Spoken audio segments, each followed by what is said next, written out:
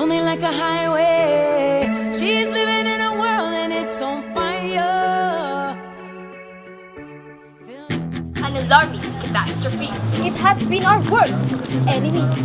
It can burn all of our dreams. It can ruin everything. Everything turns. The world is turning gray. It is far from a single process. Ignite. Scorching flame. What we are using can we suppress. Hello Philippines, hello world.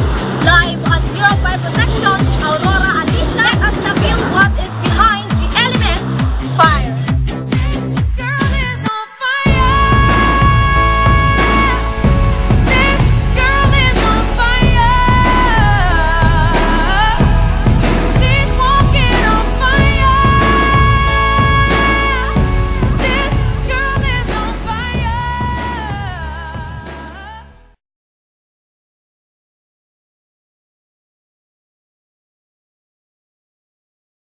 Succeeding with the fire safety education, we can able to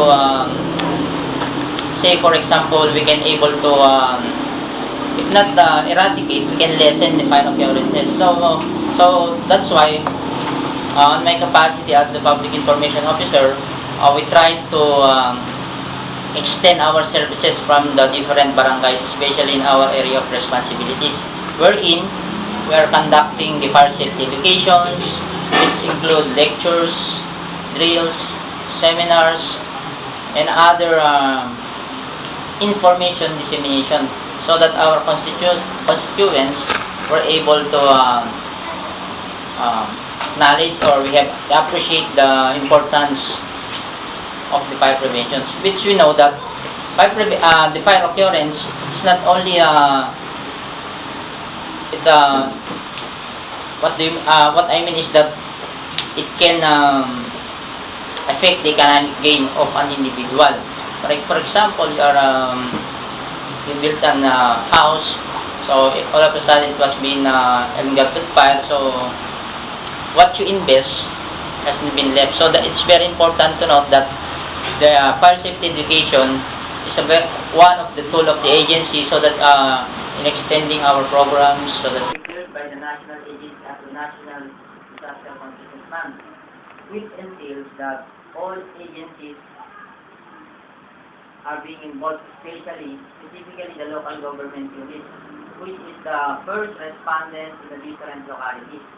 So a part of that, earthquake drill, this is an activity intended on how to educate those people on what to do, how to react, and how they will respond in occurrence of different calamities, such as an earthquake.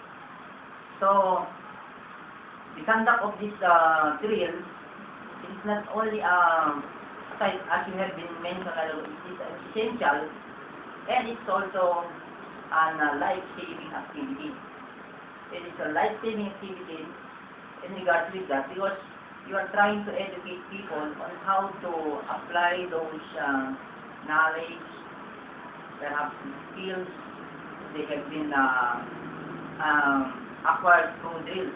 Because we know you cannot able to think in a manner or react in a situation wherein you have no knowledge prior to the occurrence of such incident.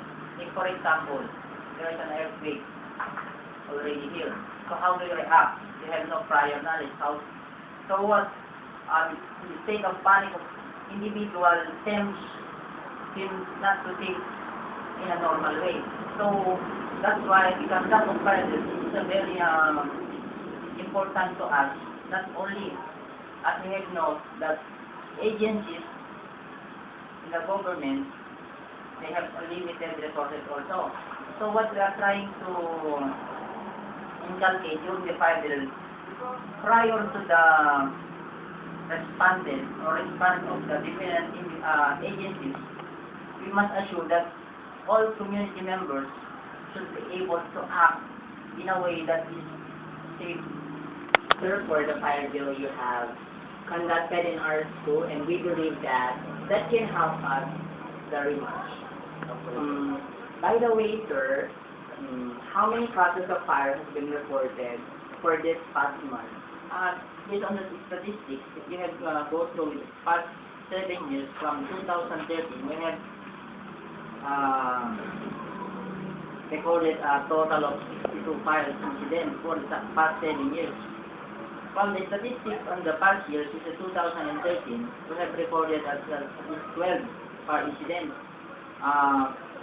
Most of the cases regarding the fire incidents, mostly the causes of the fire is electrical. Some other cases, rapid fire, but mostly this is involved with structural. For this year alone, from January to June, we have recorded at least 7 structural fires for this year alone. So we are trying to, as much as possible, we are hopeful that we can able to decrease the number of fire incidents in this year.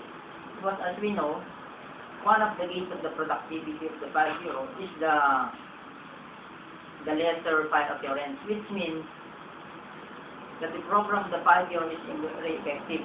Which means the community absorb whatever fire safety education that we are trying to impart on them when they are going through their localities. Which means to say that our constituents are beginning to learn from the cases.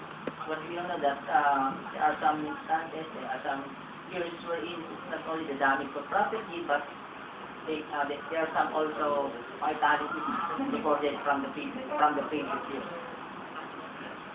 So thank you, sir, for sharing your time with us. It is a pleasure to talk with you. Thank you for your time, sir. Okay, all the time.